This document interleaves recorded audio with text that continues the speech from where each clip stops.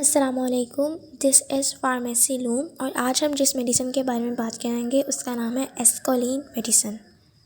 ایسکولین medicine دراصل ان لوگوں کو دی جاتی ہے جن کو چھوٹی چھوٹی باتیں بھول جاتے ہیں، جو لوگ چیزیں کہاں رکھی ہیں یہ بھول جانا، کسی کا نام یا ریسنٹ بات بھول جانا،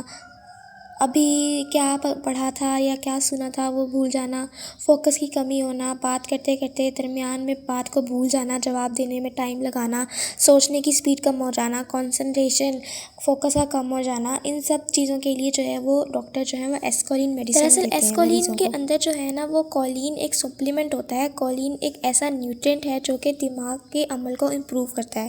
کولین دماغ میں سب سے اہم کیمیکل بناتا ہے جس سے کہ یادداشت کے بننے میں مدد ملتی ہے اور چیزیں یاد رکھنے میں، لرننگ پروسیس پڑھنے میں مدد ملتی ہے، برین سیلز کے درمیان میں سگنل ٹرانسفر کرتا ہے، فوکس اور کنسنٹریشن بڑھاتا ہے۔ ایسکولین میڈیسن جو ہے جس کے اندر کولین ایک سپلیمنٹ ہے جو ان سب چیزوں میں مدد دیتا ہے۔ جب دماغ کے اندر یہی کولین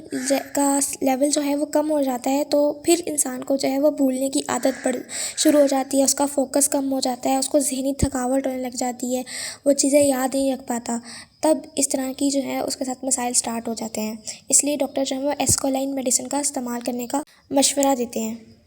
ایک اور استعمال بھی ہے اس میڈیسن کا فیٹی لیور، یعنی لیور میں جو فیٹ جمع ہو جائے تو ڈاکٹر جو ہے وہ ایسکولین ریکمینڈ کرتے ہیں۔ یہ لیور کے سیل کو ریپیئر کرنے میں مدد دیتا ہے، ٹھیک ہے۔